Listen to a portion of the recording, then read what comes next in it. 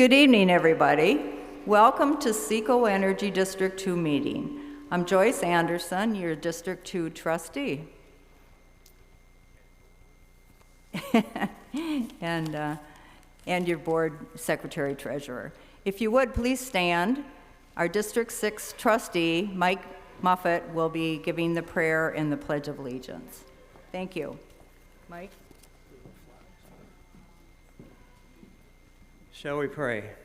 Father God, thank you for your love for us and the safe travel that you gave us this evening. You bless each day for us, and we appreciate all your love. We pray for the people that are in conflict around the world, and we ask you to give them peace, help them to overcome their conflicts, Father. We thank you for SECO Energy and all the employees that are so devoted, and sometimes they work in really rough weather, and they work with real dangerous things, and we just thank you that they're willing to do that. We pray blessings on their life and their family's life. Father God, we pray for the United States of America, the greatest country in the world to live in, and we just pray that you'd bless it and watch over us in all that we do. And now, Father, as we come to this meeting tonight, I pray that everything we do would be glory and honor to you, and that we would conduct it in the proper way. For all these things, we give you thanks in Jesus' name. Amen.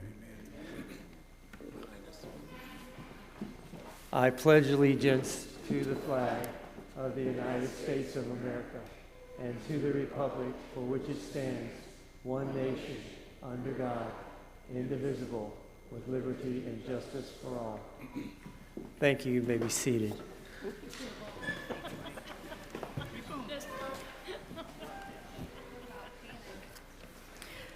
Before I introduce my fellow trustees who are with us tonight, I want to take a moment and thank the SECO Energy employees who helped us with tonight's meeting. Let's give them all a round of applause.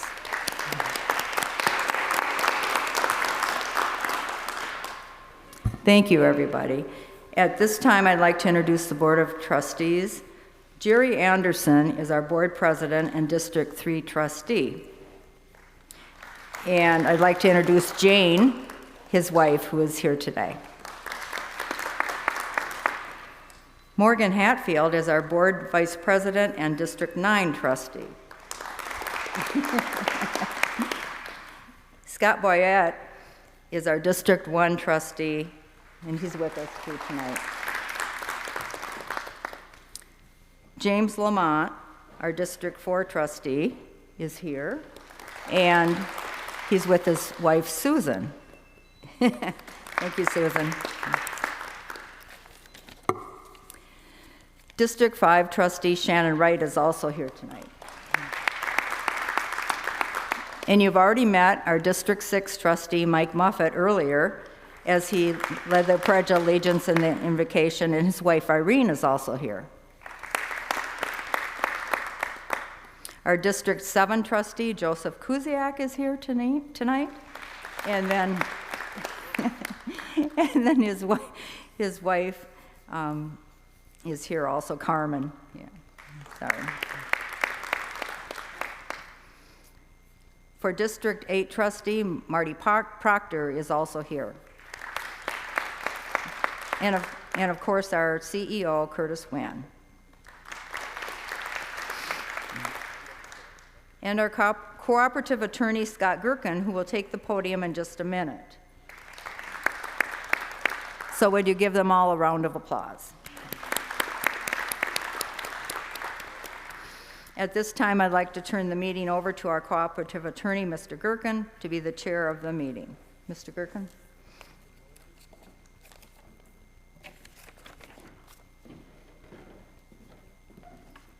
Thank you, Ms. Anderson. It's my standard line, but I say every time, this is the only place the lawyer gets a round of applause, so I appreciate it, even though it may have been forced out of you a little bit, but I appreciate it. It is a privilege to be the chair of your meeting this evening, and it's good to be out here in District 2. There are a few, what I call housekeeping things that we need to do before we get into the meat of the meeting, just to make sure we're legal. First is that we are required to have a recording secretary, and as she's done many times, I will ask Jerry Helms if she is willing to be our recording secretary for the meeting. And she is nodding her head and has said yes, so thank you for that. Second, it is required that we make a determination of whether we have a quorum. Our bylaws require a minimum of 20 members of your district to hold a meeting. So I'm happy to say we are well beyond the 20 that we are required to have, both here and with those that have voted through the drive-through system. We have got plenty of members for that. And last but not least, it doesn't look like there is anyone in line to vote. Do we have anybody that has not voted yet? That's a thumbs up, or we still have one? That's a thumbs up? Thumbs up, okay, good. Is there anyone that's sitting here that has not yet voted that wishes to vote? I see no one. So with that, we will go ahead and close the voting registration and begin to tally the results. With that, I will bring back Ms. Anderson to announce our candidates and proceed from there. Ms. Anderson? Thank you, Scott. As the CECO Energy Secretary-Treasurer, it is my responsibility to certify the nominees for trustee in District 2 in accordance with Article 3, Section G, Paragraph 2 of the bylaws of Sumter Electric Cooperative, Inc. The following members are certified as a nominee for trustee for District 2. Joyce Anderson, 2860 Southeast 34th Way, Sumterville, Florida, 33585. The second member, who is also certified as a nominee for trustee for District 2, is John McCumber, 4359 Deskin Lane, The Villages, Florida, 32163. And the third member who is certified as nominee for trustee for District 2 is Waylon Wagner, 7609 Canuto Court, The Villages, Florida, 34762. Thank you. And I'll turn it back over to Mr. Gerken.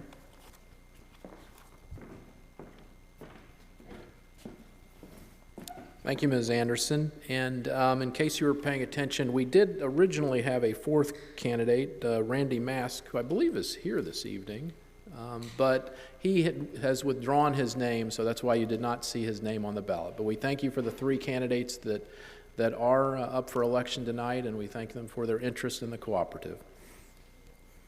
A little bit about the voting, which is good to see. It always is strange that we explain the voting after you all have voted, but a little bit about what you're doing this evening. It is you've heard it before, but it is worth repeating that Sumter Electric is a cooperative utility. Unlike an investor-owned utility, the Dukes and folks of this world where their investors own the utility, and unlike the government utilities, which are run by the government, CECO is a cooperative, a rural electric cooperative, which means that it is owned by its members, you. And CECO is divided into 9 districts, which all represent the various areas in Central Florida that CECO serves. Our bylaws require that there be a trustee from each district to represent the folks of that district. They have to be a resident of the district, a number of other qualifications to serve, and then they are elected at these district meetings by you, the members. So as members, you are part of the cooperative and you have a stake in the outcome, and so it's only right that kind of a good old American type of system, pure democratic, you get to elect your trustee. So that's what you were voting for this evening. And again, we thank those that took the time to apply and go through the process to be certified as a candidate and for their interest, no matter the outcome. With that, we will go ahead and, by the way, we won't announce the results until the end of the meeting, so you'll have to wait for that. But in somewhat of the main event, I will be happy to introduce, we are blessed to have as our CEO, Curtis Wynn, who's going to give you a discussion about the state of the cooperative, after which there'll be a period where will answer questions, and some of our ELT members will be here to answer whatever questions you may have at this time, and then after that, we will announce the winner of the election. But stay tuned for that, and please, a round of applause for Mr. Wynn.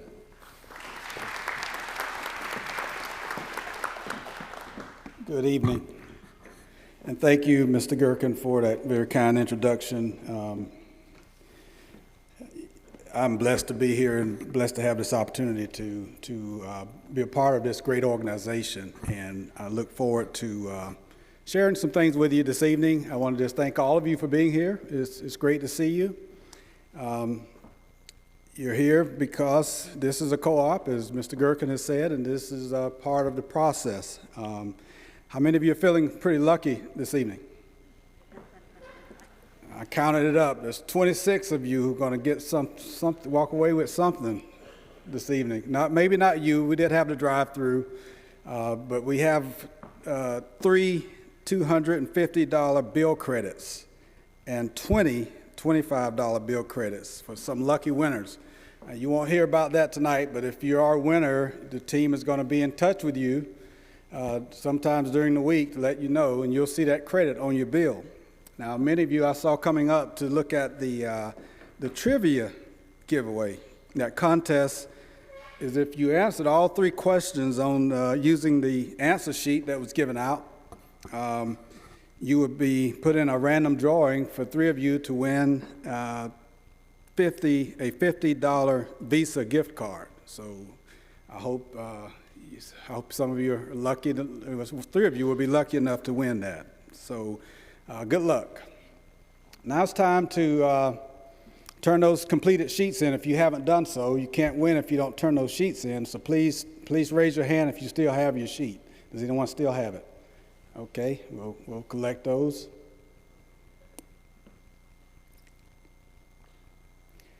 All right, so leading up to tonight's meeting, we randomly chose 75 members from District 2 to be a part of an engagement survey. And what we were trying to do is ask members from District 2, what are the main things that you're concerned about with your electric cooperative? And we have 4 top things that were responded to as interest from the members. And I'll try to cover those. I will not try. I'll cover those in my remarks tonight. The first one is the Smart Hub and system and using our online tools. I'll share some information about that. The second one was energy sources and reliability. How do you get your power, and tell us, do you want us to tell you about reliability? The third is something new that we started a few months ago called Smart Connect, and I do have some comments I want to share about that. And then the last one was solutions on how can you manage your energy use. So we'll cover all of those, and I appreciate if any of you were a part of those 75 who completed the online dialogue with our team. We do appreciate you giving us that feedback. I too want to recognize the candidates tonight. Mrs. Anderson, thank you for your continued service on the SECO board and your interest to be reelected to continue that service. And also, I want to thank Mr. McCumber, John McCumber. I haven't met him. If you raise your hand, good to meet you, sir. Thank you for your interest, as well as Mr. Waylon Wagner. Is he here in the crowd tonight? I don't see him. But thank you all for your interest in serving and participating in the voting process. A little bit about SECO Energy. Just a few numbers to share with you. SECO Energy is currently serving roughly 264,000 homes and businesses across Central Florida. And about 34,000 of those are right here in District 2. We're in a growth span, and if you take a look at the last 25 years, we have added over 145,000 new meters. And that's in 25 years. SECO is over 85 years old, so that's more in the last 25 years than we added in the first 60 years of business, if that gives you any indication of just how fast SECO is growing. It has become the 7th largest electric cooperative in the nation among 800 electric cooperatives across the country. That's a lot of growth. And every day, you're welcome to give yourselves a hand for that. We are so proud and we're so honored to serve nearly 500,000 people here in the Central Florida region. We're honored to have that opportunity to serve that many people here in our service district. And our goal is to always to not only serve them, but to bring them reliable and affordable electric service that can improve the quality of life that they have a chance to enjoy here in Florida. Mr. Gerken mentioned about the membership process. Although we serve, I said earlier, we serve over 245,000 consumers. I really used the wrong term, a wrong word for that. You're more than consumers. Does anyone want to tell me the other word I should have used instead of consumers? Thank you. Member owners. You are member owners of this utility. And you're represented by a fine group of board members who are sitting behind me. And they are working very hard. They work extremely hard to represent you. They give guidance to our staff. They give guidance to us to make sure that your interests are heard and that we have your interests as a focal point of what we do every day. So that's the great thing about being a part of a membership cooperative. You know, you share in the success of the cooperative also. We are proud to have retired capital credits to you over the years. So when we do well financially and we have margins that are left over at the end of the year, we're not out here to make a profit. What we're here to do is serve you and do it at the least cost possible. When there are margins left over, they're returned to you in the form of capital credits. Over the last decade, the last 10 years, we are proud to say that we've returned over $45 million in capital credits to you, the members. And that's the cooperative difference. Now, Seco Energy is what I would call a strategically focused organization. And that strategy that we follow to serve you is built around a mission, which is to, as a not-for-profit corporation, our mission is to provide reliable and innovative energy services to our members as well as our community. Our strategy is also founded around a vision of how we perceive ourselves in the future. What do we see ourselves, how do we see ourselves in 3 to 5 years? And that vision is very clear. We want to be at Seco, we want to lead the industry in member satisfaction and engagement while we strive to be the preferred employer in this region. Now, both parts of that vision statement are very important. As far as being the preferred employer, I'm happy to say that you might have already heard that Seco now employs over 500 men and women who are here to serve or work for Seco to serve you, the members of this cooperative. That is a great accomplishment. And those 500 employees, including myself, we work around a set of core values, things that we value. We value, first and foremost, safety. In this industry, it is a very, very dangerous industry.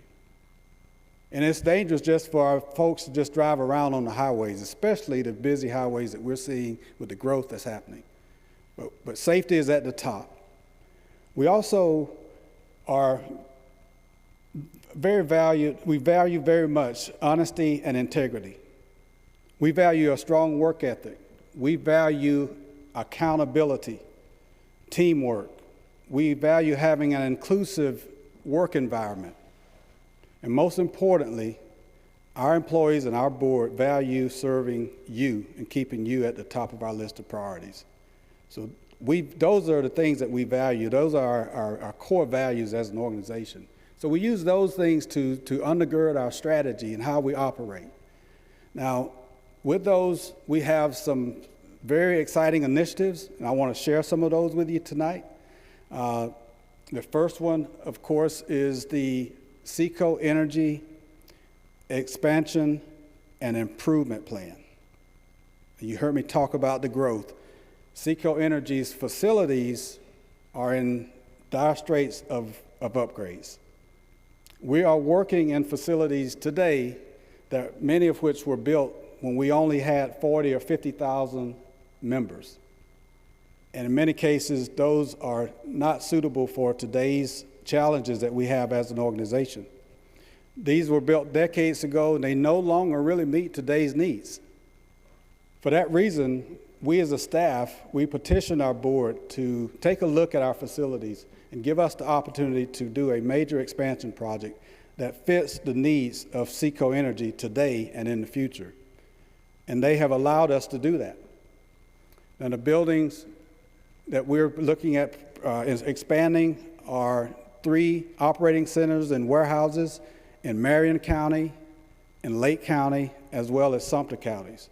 We also plan to renovate and expand and modernize, I should say, our existing headquarters facility that you see just down the road. That is a part of that project, that expansion project that we're looking at doing. And this is a multi-year project that actually really started in 2002. And we're getting to a point now where we're really getting ready to move out on that project. We should be breaking ground on those facilities this year. Now, what does that mean to you as members? Why is that important? These facilities will allow us to do what we're here to do, and that is to serve you so that you can continue receiving that reliable service that you expect and that you deserve. You know, you expect that because during normal times, you want the lights to stay on. And especially when we have inclement weather, storms and hurricanes, we need centers, operating centers that we can provide you that service and adequately keep the power on. We have to keep up with the growth that's happening in the region. That's another reason. And for our employees, we must have a safe environment. You heard me talk about the very top of our core values is safety. In many cases, the facilities that we're operating out of now are not safe just to move around and to store things and to get in and out of. So safety is another component of this for our employees. And another added benefit to all of this, there's going to be the benefit of added job opportunities in the region as these facilities go up to support the community. The next project that's very important, it's actually one that we have completed, and it's the Advanced Metering Infrastructure Project. We call it the AMI project. It's completed. We completed it actually substantially completed last year, and it's 2 years ahead of schedule. Now, the AMI project has really gotten us to a point now that we have transitioned from the old days of manually reading meters. And we have transitioned to a modern automated system that provides more than just last month's meter reading. It provides a lot of information. And that kind of leads me to one of the first areas of interest that the participants of the engagement survey talked about, and that is the Smart Hub platform. Now, I've got that platform on my on my phone here. I just want to tell you a few things that it does. Right now, with this Smart Hub, because we have this advanced metering infrastructure, I'm looking at my bill, the amount due. I'm looking at how many kilowatt hours I used yesterday. I can also tell you, how many of you have this Smart Hub? Wow, that is awesome. It can tell you what your bill is. It can give you ways to pay it. Let's just say I need to pay my bill tomorrow. I can go through Smart Hub and just punch one of the buttons. It'll tell me the 5 areas or however many areas that I can go and pay my bill, and even give me directions on how to get there. Those are the kinds of things that the data from the AMI system is giving us.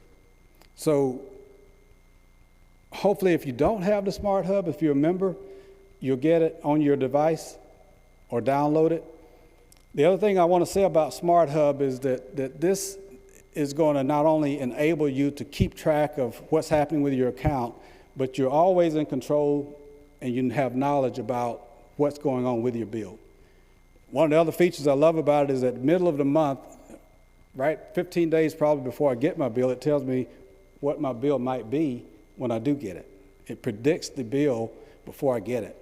So those are just some of the features. There are tons of things that you can do with this. I encourage you to look at it if you haven't already done so. So that's the Smart Hub, and that's one of many things that we're trying to do to keep the data in front of you so that you can have control and comfort of your account at all times.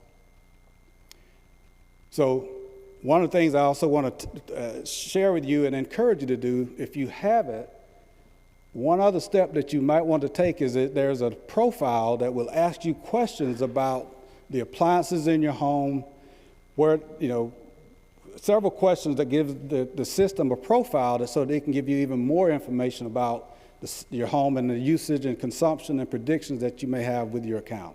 So I encourage you to take that extra step if you haven't already done that.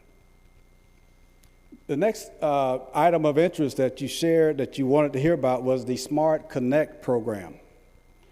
Now, this is a voluntary program designed to reduce the peak monthly demand. I bet you say, well, what is that? Well, I'm glad you asked. Have you been looking at the forecasts? What's going to happen in a few days? It's going to get cold. It's going to get real cold. And we're probably going to, as a cooperative, we're going to hit that peak monthly demand. And that means that you're going to be staying comfortable at whatever temperature you have set on your thermostat in your home, but it's going to be fighting against 20-degree weather versus 60, 70-degree weather, which means that system is going to have to work even harder. What does that mean? That means you're going to use more what? Electricity, aren't you? And collectively as SECO, all of us are going to be using more electricity, which means we're going to have more demand than normal. And when that happens, at some point, it's going to hit a peak. And when that happens, SECO is forced to go out to find power to make sure we don't have brownouts and blackouts. We're going to do that. But the problem with that is that it costs more. So what the Smart Connect program is doing is a voluntary program that can get you to participate with us to reduce that peak demand. If you have a smart thermostat in your home, or if you have an electric vehicle charger if you're an electric vehicle owner, or if you have a battery system in your home, you can work with us to help reduce that peak demand and help us reduce the cost that peak demand is going to cause for SECO to have. And if SECO's cost goes up, we have more bills to pay, and it ultimately comes to you as members. So what we ask you to do is, if you are a participant in that, and we will work with you and give you alerts when we're going to work with it. Just adjust the systems in your home, whether it's that smart thermostat, just a little bit so that it doesn't cause discomfort or you to get too cool or too warm, but it helps us reduce that peak demand. And when that happens, we save, and we also share those savings with you through bill credits on your electric bill. So that's an effort for us to bring teamwork all throughout our system, for the members to participate and to help us reduce costs. So that's the Smart Connect program. We just rolled it out. You would be joining almost 7,000 other members to be a part of that program. It may not seem like your little contribution matters, but it does. When you get 7,000 people doing that, it helps SECO out tremendously. That's the Smart Connect program. So the other thing that I want to cover with you, and that other part of the list of things you were interested in, was reliability and value. That was one of the topics that you also asked us about. Now, our strategy is really all about that. It's about never losing sight of what's important to you, the members, and that is keeping your rates as low as possible and keeping the lights on 100% of the time, which we know we can't do, but we'll settle for 99.999% of the time.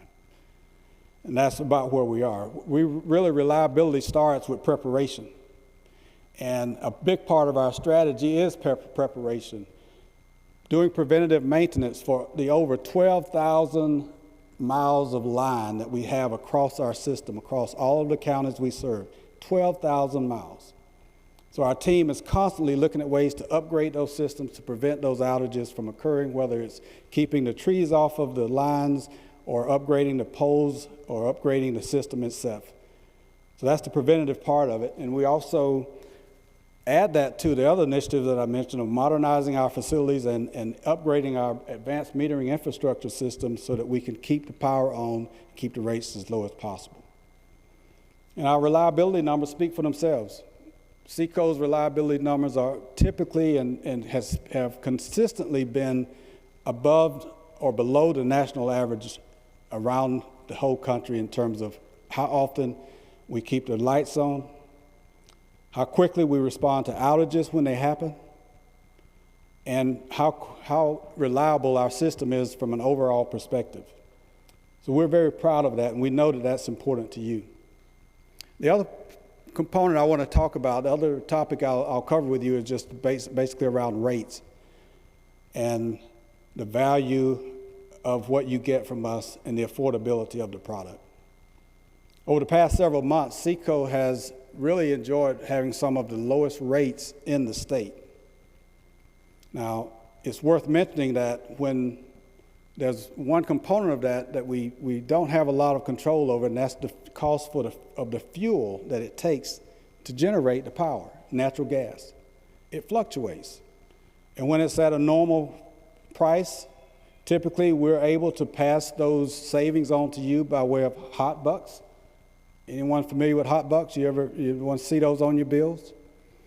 That's because we're able to get fuel at a decent price.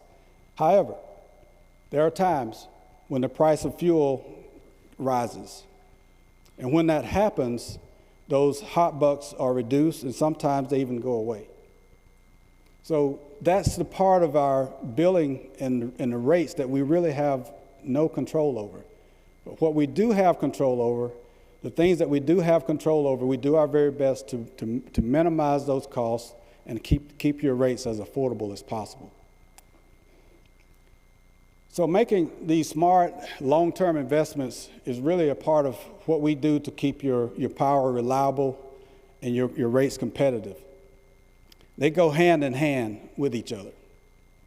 You know, by planning and investing wisely in the investments we make, we're able to keep your lights on and keep your rates among the lowest in the state, and that is our goal. Finally, I want to end with my comments before we get into the questions and answers, the questions and feedback is actually your member feedback. From time to time, we will reach out to you for feedback. We want to know, how are we doing? And all we're asking is that you will respond and give us your honest feedback. Now, the reason we're doing that is we just want to get better. We want to serve you better. We want to do a better job, as good a job as we can, to give you the service that you deserve. And we hope that you will continue to give us the feedback. So our goal is to consistently deliver service that builds your confidence. As you know, Seaco Energy is and wants to continue to be your trusted source of energy. We want to give you solutions. We want to remain reliable. We want to also be a good value for you. We want to help you by engaging with us to manage your energy use. Now, I got a cheat sheet for you. I covered a lot of stuff real fast. I want you to do something for me. Look in your bags and find this sheet for me. It says, Seaco Energy 7 takeaways. 3. They have 3. You might have more than one. If you don't have more than one, pick up another one. I want you to do this for me. This covers everything I've just talked about. So you might have been really more focused on waiting to hear when you're going to get that $50 Visa card and didn't quite hear everything I said, but in case you missed anything, you got this to just refer back to. If you want an extra one, you can take a few extras if you're in the grocery store tomorrow and someone says, what did they talk about last night? Just hand this to them. But there's one on here that I didn't talk about that I want to just highlight, and it's actually number 5. Stay vigilant against scams that are increasing. Anyone been approached by someone who said they were with Seco Energy, and they just didn't quite feel right? Anybody? That happens. Luckily, you haven't had that happen to you, but I want to just make sure I warn you that that's happening a lot. We get calls in the office reporting that people are showing up to their door, to members' doors, representing that they're Seco Energy and they're really not us. One thing you can always remember is that our agents never ask you to provide your credit card number. We never do that by phone. Your credit cards are only accepted through the Seco's Pay Now automated system or at the number that you see provided. But my whole point is this: just be aware, watch out for scams, and make sure you protect your financial information, even from people who are pretending to be Seco Energy. Now, we always, and our employees, again, they always wear badges, they always have themselves identified. The vehicles that, even for contractors who are representing us, they'll have a Seco tag or actually sticker on their vehicle. So we will be well represented if somebody comes to your home.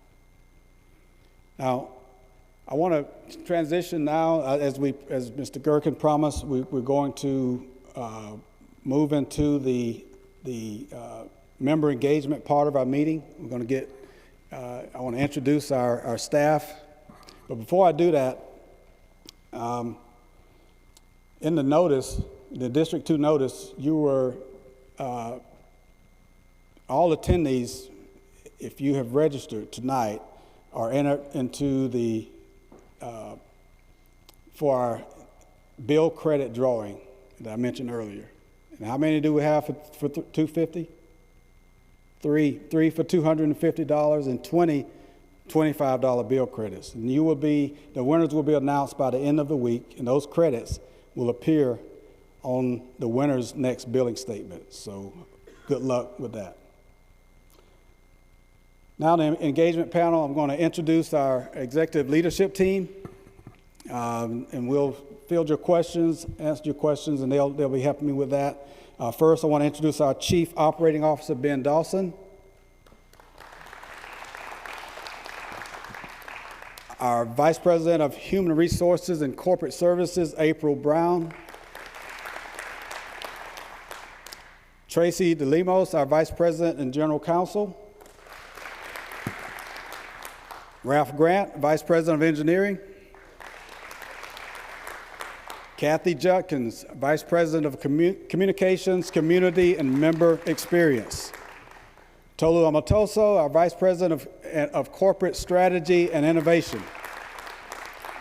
And Wayne Pennington, our Vice President of Operations and Reliability. And Ann Reynolds, our Vice President of Financial and Administrative Services. And once again, last but not least, Jerry Helms, our Executive Administrator for the CEO and the Board of Trustees.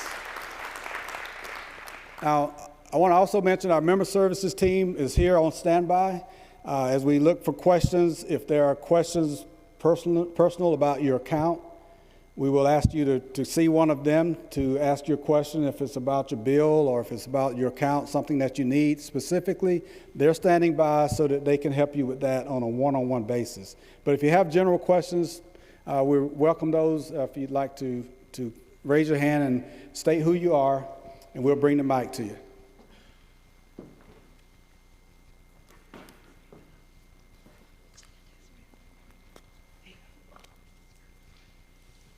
Yes, my name is Barbara Northcutt, and I live in Sumterville. And I have a concern, and it goes back a few years ago when some of Seco Energy's membership, they were forced to join Bushnell. They have their own electric company. And my concern is that I am extremely close to Bushnell as they keep extending their city limits out. And I have been with Sumter Electric for 50 years, and I really don't want to have to lose Sumter Electric and be forced to join Bushnell Electricity or whatever they call themselves. Right. So Well, that's my question is, do you have any information about the expansion that is happening? Because Lake Panasoffkee, Sumterville, all of these places are being swallowed up by, I know there's a lot of villages here, but by the villages as they expand, and we're losing our identity in Sumterville, and we don't want to lose our electrical provider. Thank you for So that. that's my question. Yes, and I'll ask Tracy DeLimos, our Vice President and General Counsel, who works with that area, to address your question. Good evening. Thank you. I think that's a great question. We're so glad that you want to stay a member of SECO. It's true that Bushnell is extending its city limits. They're annexing property even all the way to where we are with our corporate headquarters.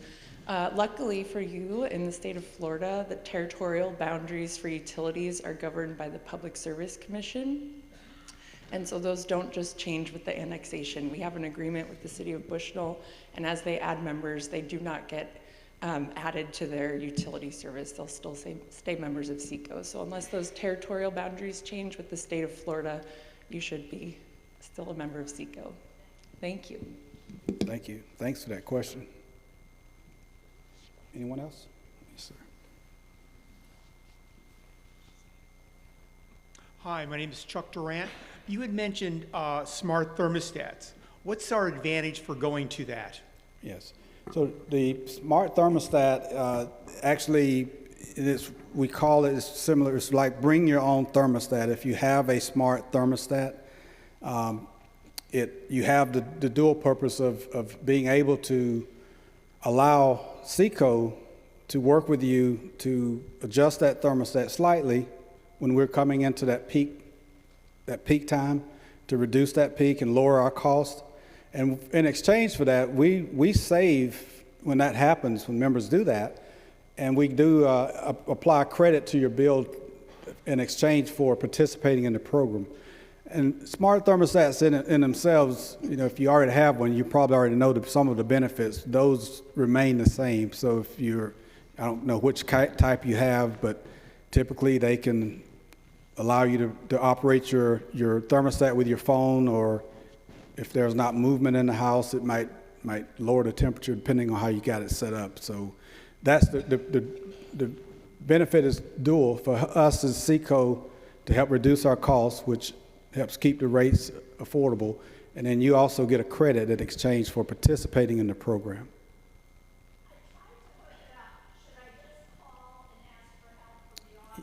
Yes, and someone can speak with you this evening too, to just maybe give you some pointers, or we might have to just work with you when you get to your thermostat. Thank you. More?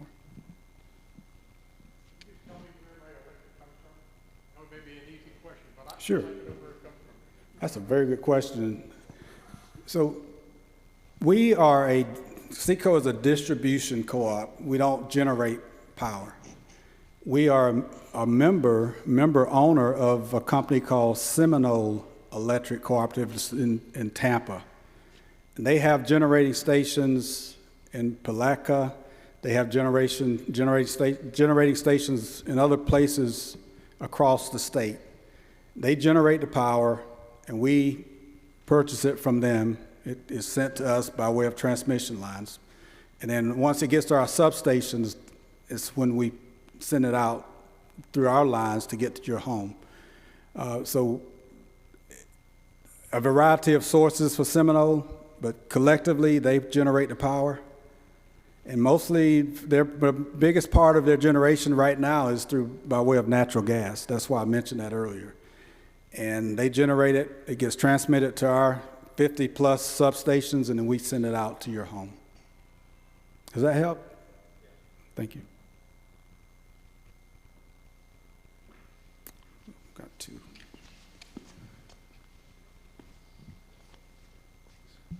I'm John Cluck. I'm from the the Villages, of course. 3 months ago, I had installed a solar system, and I worked closely with with SECO in doing that. What is your feeling about that? My personal feeling, it's a great way to help this corporation in times of peak needs, and also to reduce overall the expense of the energy that I use. So I'd like to know what the board and you feel about the future of solar energy. Right. So we feel that our position is that it's a personal decision, and we don't discourage or encourage anyone to install solar. As a matter of fact, as you mentioned, we work with the member, if that is their choice, to interconnect and help meter it properly so that you can receive the credit that it generates. So I would say our position is neutral. We don't promote it and we don't discourage it, but and if a member decides to do it, we will certainly work with the member to exercise that preference that you've chosen to do.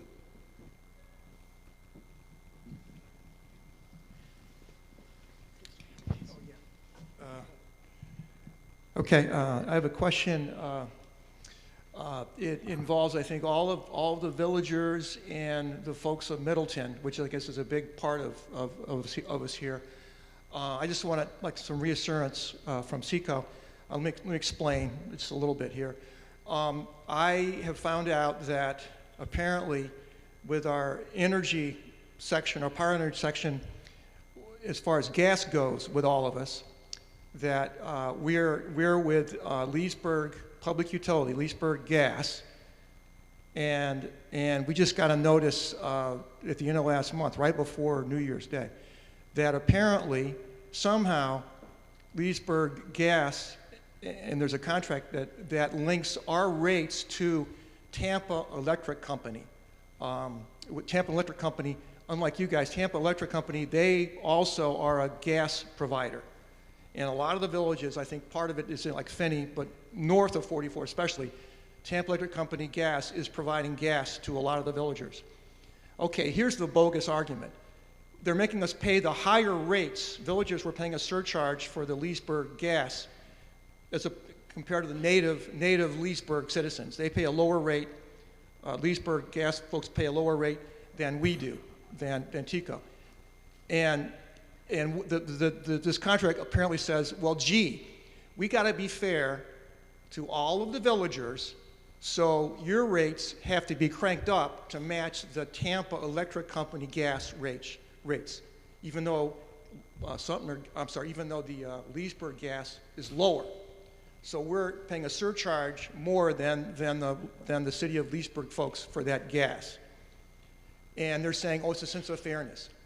What I want to know, and I want to make sure it's not in the works, you think about this, a direct analogy to say, look, a lot of the villagers are paying for their electric with Duke Energy, Duke. Are you guys going to say at some point, hey, villagers, you know, Duke, their rates are a lot higher. We're going to crank up our Duke, your rates for SECO up to match Duke's, just so everybody is fair in the villages.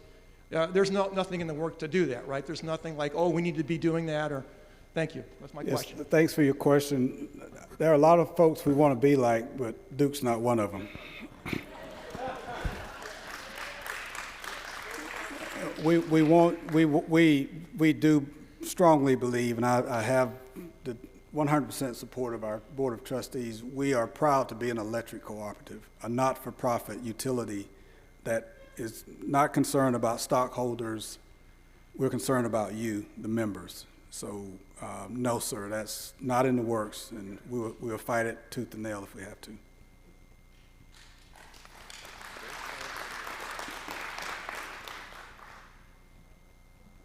Any other questions? Yes, ma'am.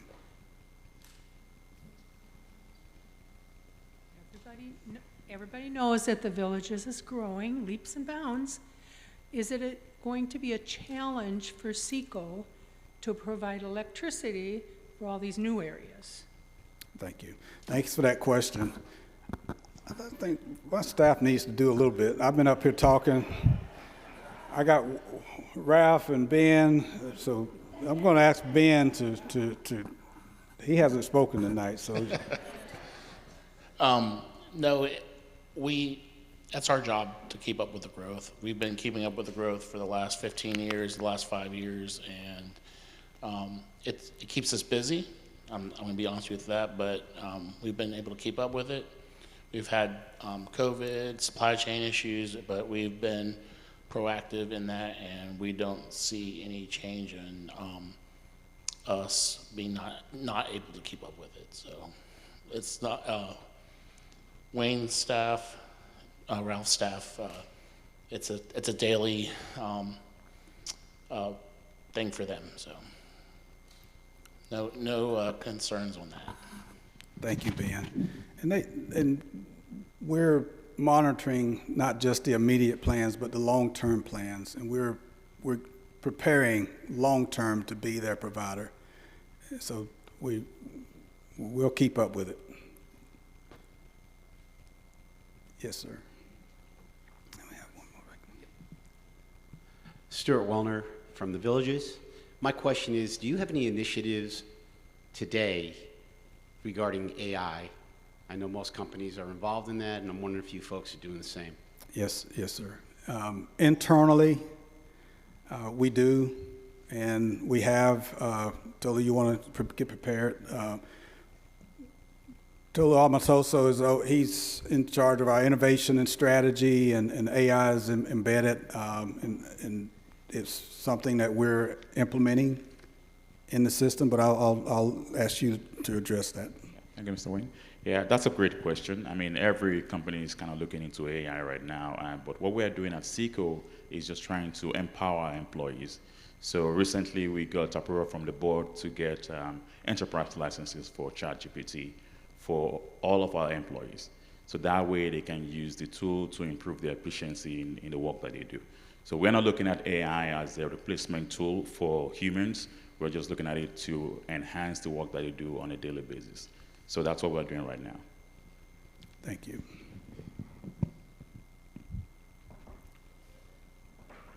I got a two-part question. Yes, sir.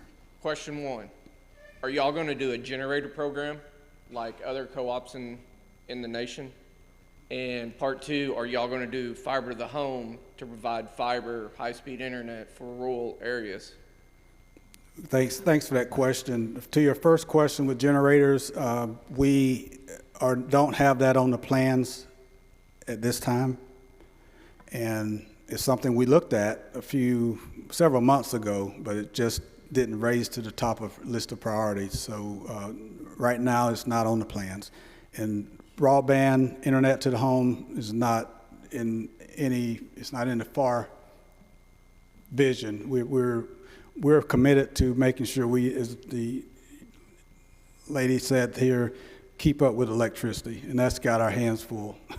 We got more than we got as much as we want with that. So getting into another line of business is not something that we think is feasible. We are very supportive of other companies who want to do it, and we work with them in many ways. They share our facilities. They connect some of their fiber to our poles.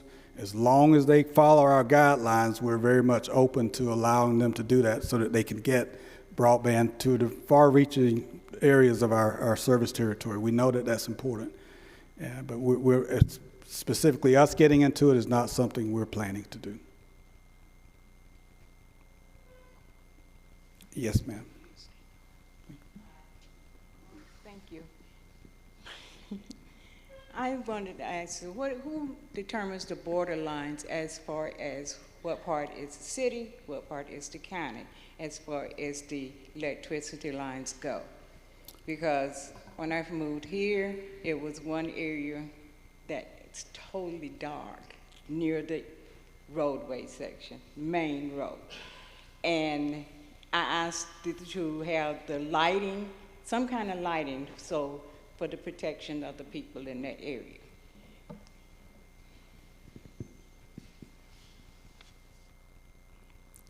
That's a lawyer question.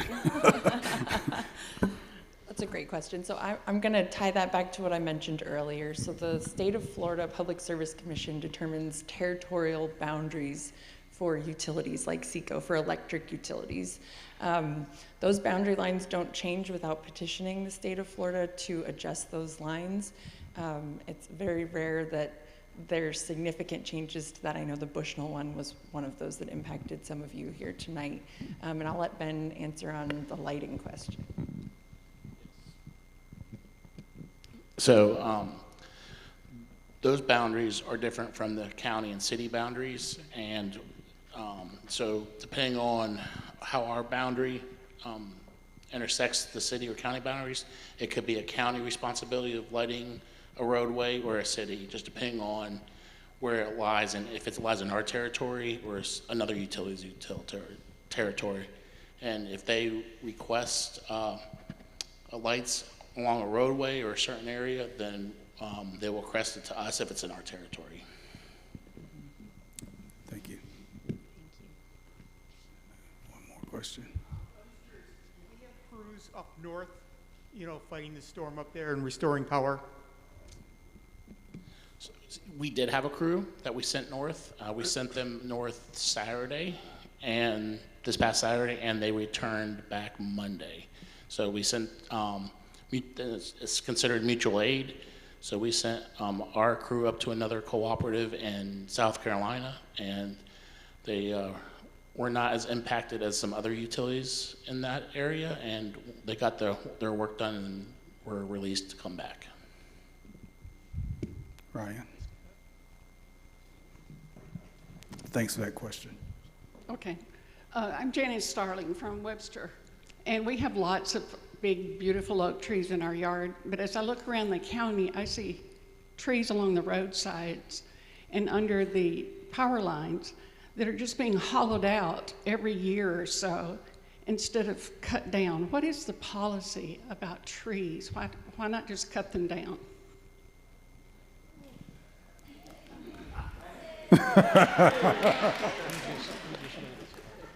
He thought he was going to get off the hook. So every company has a different way of approaching vegetation. We use standard format trimming.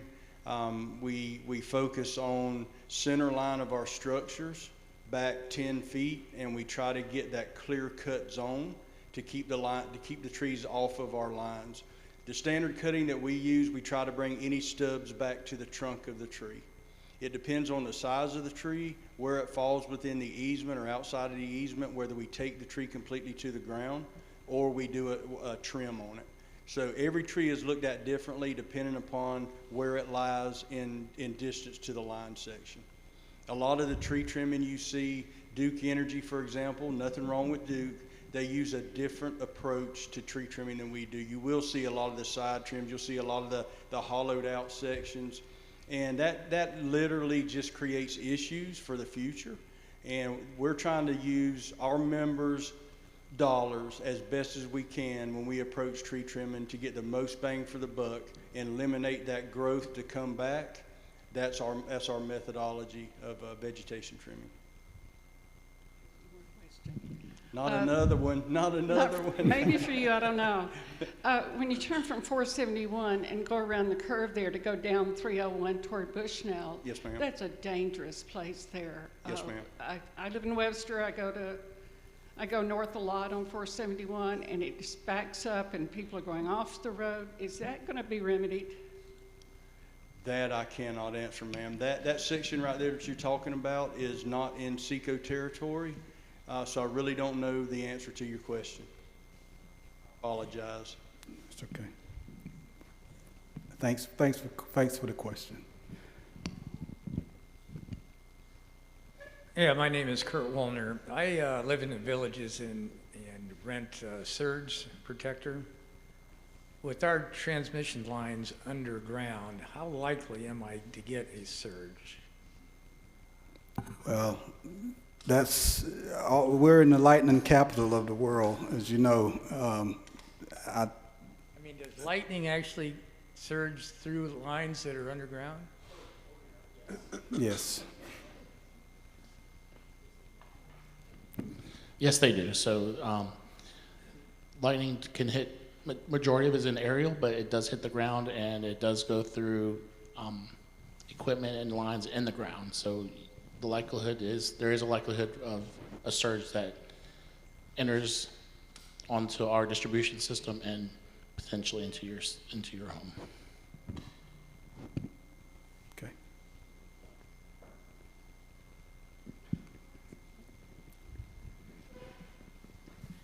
We were considering putting in lightning rods. We have the surge protection, but it doesn't cover everything.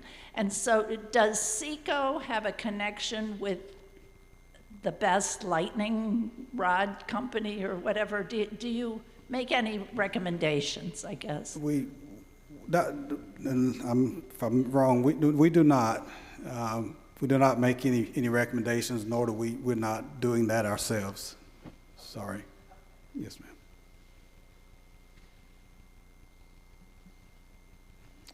One here, Ryan. Go ahead, Dustin, and then we'll go. My name is Pat Connell, and we've been here since the 1800s, so we're going to hang around.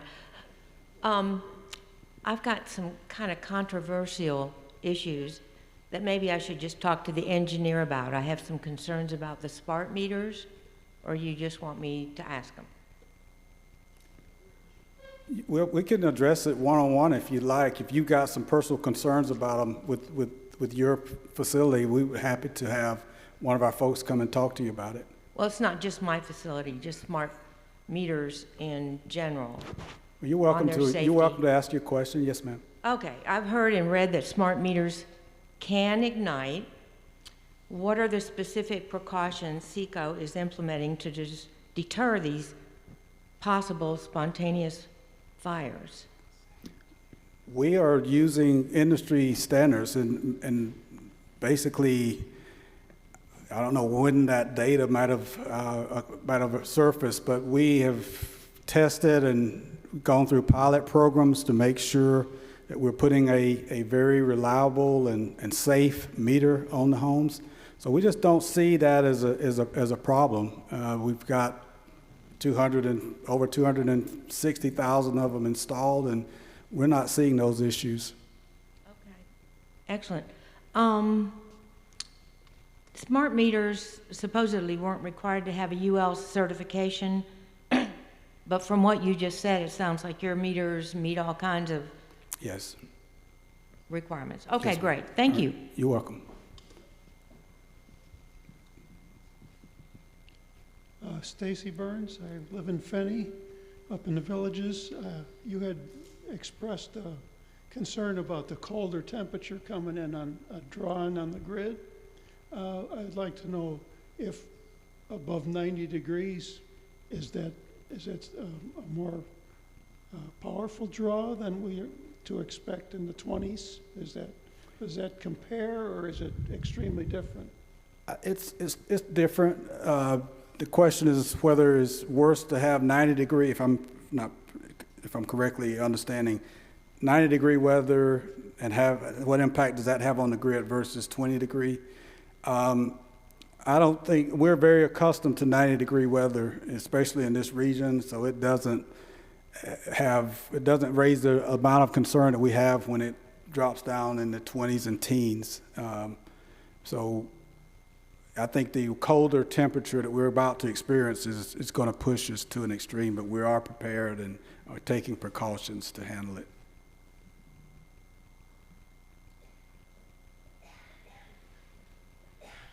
Okay.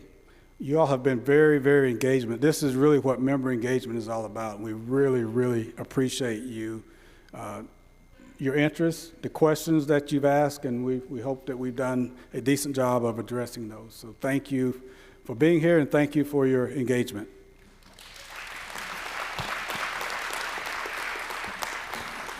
We'll ask that you also mark your calendars for Thursday, March 26th. And that's the date of our virtual annual meeting.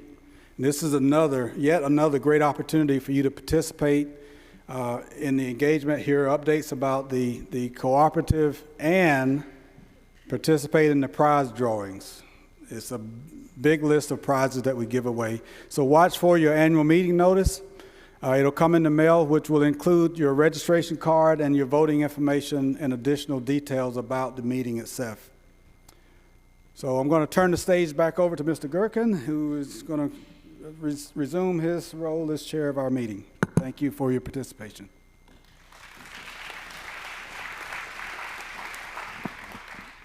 Thank you, Mr. Wynn.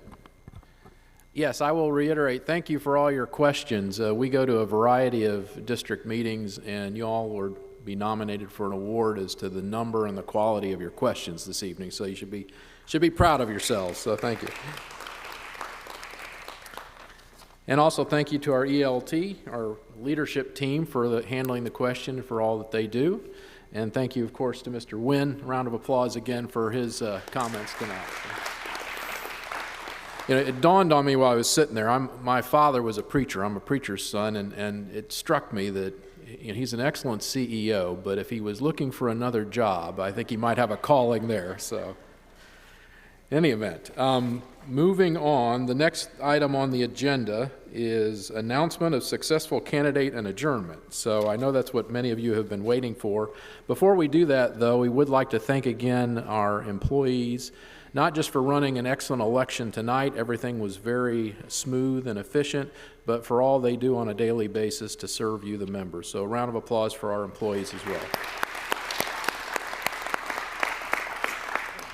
And thank you again for our candidates this evening. I said it takes a lot to step out there and put yourself forward. We thank Ms. Anderson for her service and for running again, Mr. McCumber and Mr. Wagner as well for putting their name in the ring. And with that, I will, somewhere I put it here, I have the results here this evening. It is my honor to say that it is official that District 2 members have re-elected Joyce Anderson for another 3-year term as District 2 trustee.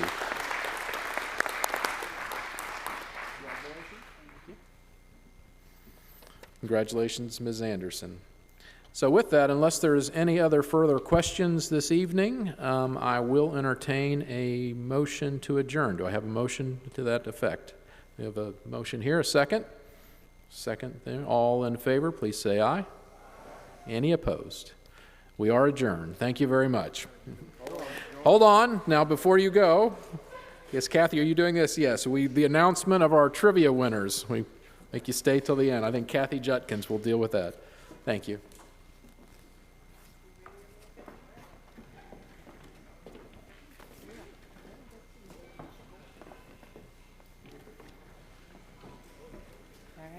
Good evening. I'm Amanda Richardson. I'm the Director of Corporate Communications, and I'm here with Kathy. And for Kathy's the VP of Corporate Communications.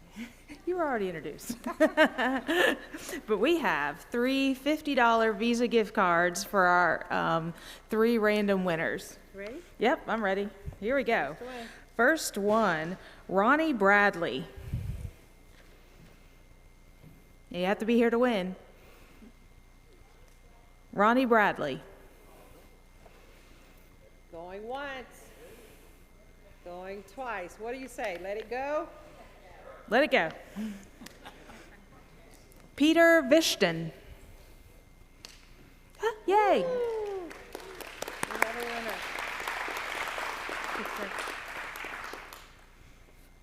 And Charles Starling.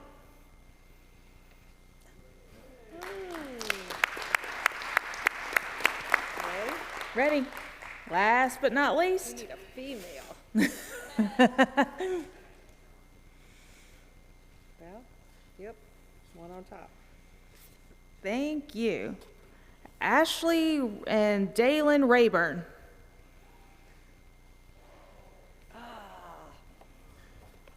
Going once. Going once. Last one. Last one. Well, this one will work. Michael Mamrose. Woohoo! Congratulations.